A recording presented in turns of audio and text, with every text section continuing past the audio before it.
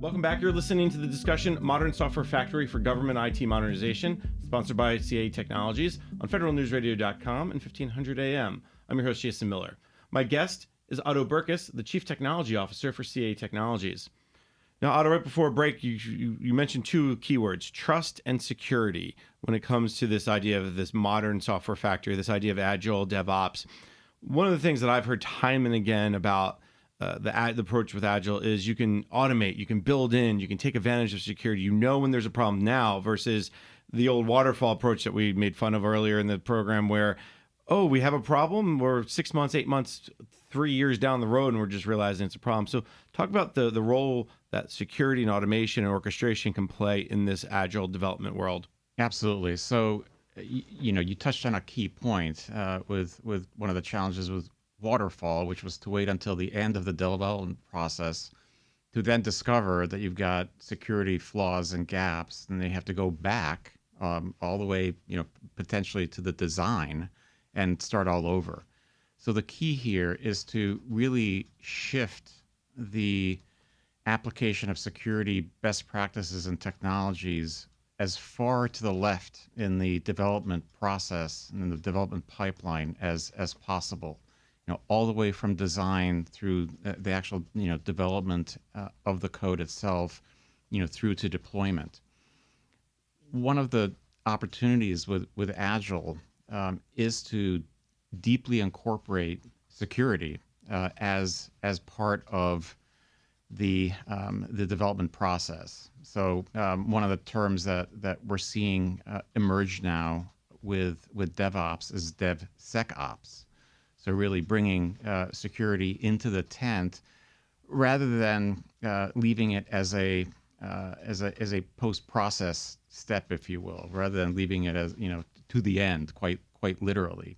The old built in, not bolted on analogy we've heard time and again, but getting that in there early on. And building security in, from the very beginning through the entire process is going to give you better security, because you will have more eyes on security best practices. You'll have the opportunity to apply different security technologies through the development process itself.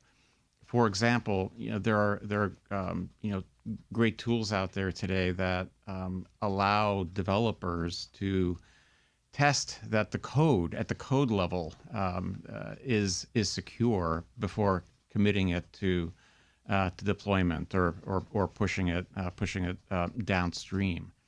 So it's no longer the case that there's a separate security group whose job it is to do security.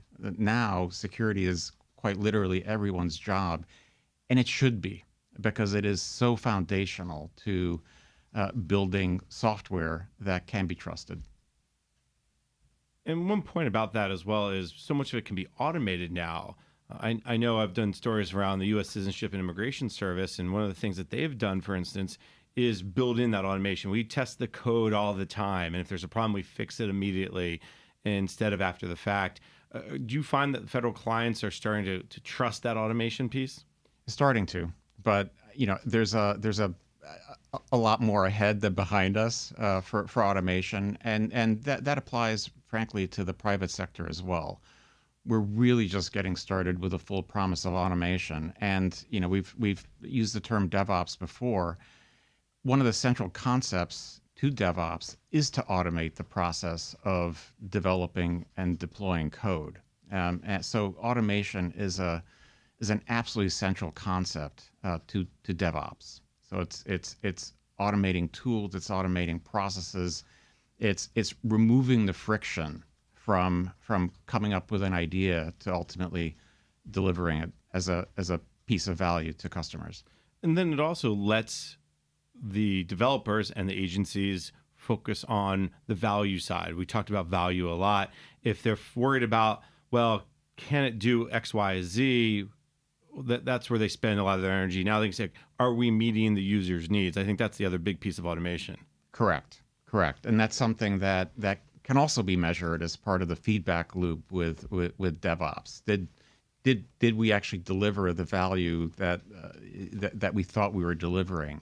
And to really measure how software is actually being consumed and used, from the user, which is something that's essential for continuous process improvement. And this actually tags back to the beginning of the conversation when we talk about IT modernization, the changing the way agencies are really viewing this concept of IT modernization is by moving to iterative development, by relying on automation. All of this can have this downstream effect of look how quickly we are changing the services to citizen. And I think that's where this idea of APIs come in, application programming interfaces, because that's the key piece to changing it quickly. First, Otto, give us the 30-second view or of what an API is, just in case if people aren't familiar with it, and then we'll get into more details about why they're important. Yeah, first of all, make a distinction with APIs. When you and I are talking about APIs, we're talking about web APIs, and at their essence, APIs are a way for any system to exchange, data, to exchange information with a device or another system over the internet. And the amazing thing about APIs is that they're global. You can be using an API that could be on the other side of the country. The server is on the other side of the country or the other side of the world.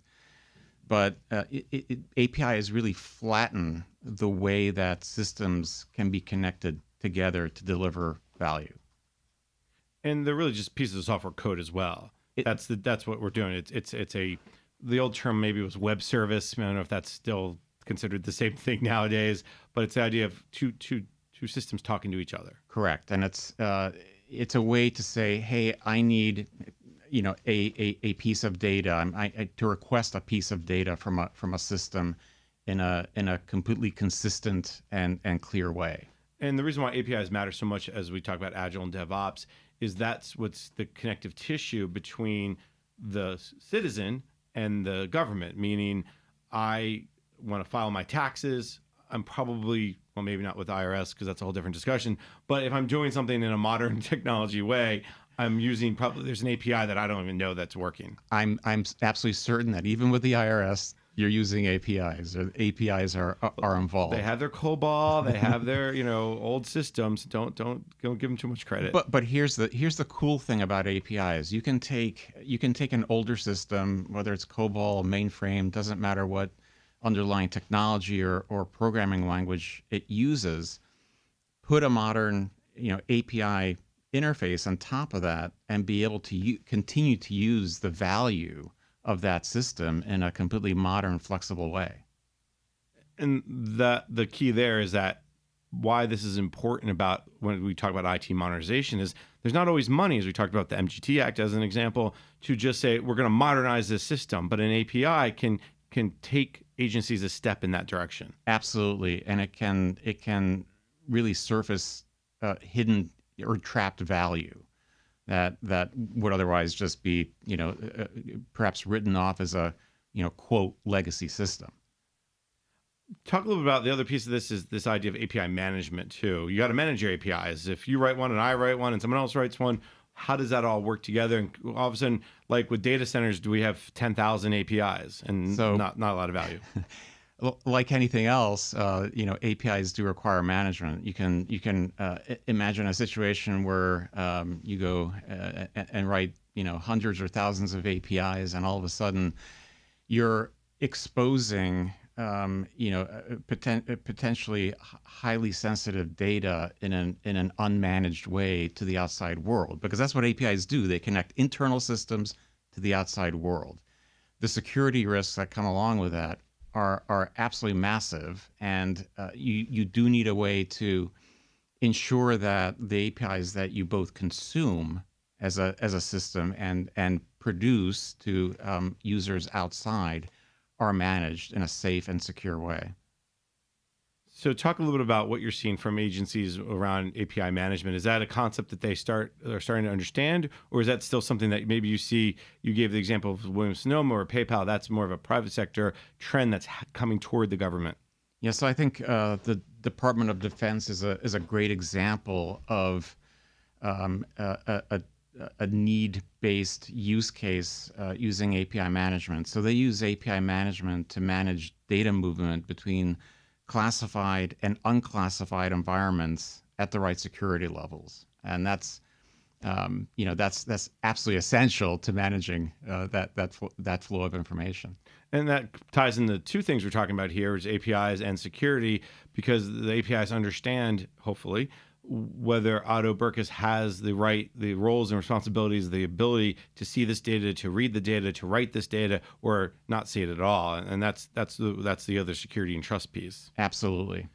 So you can really think of API management as both an enabler of velocity of development, but it's equally important as ensuring security and trust.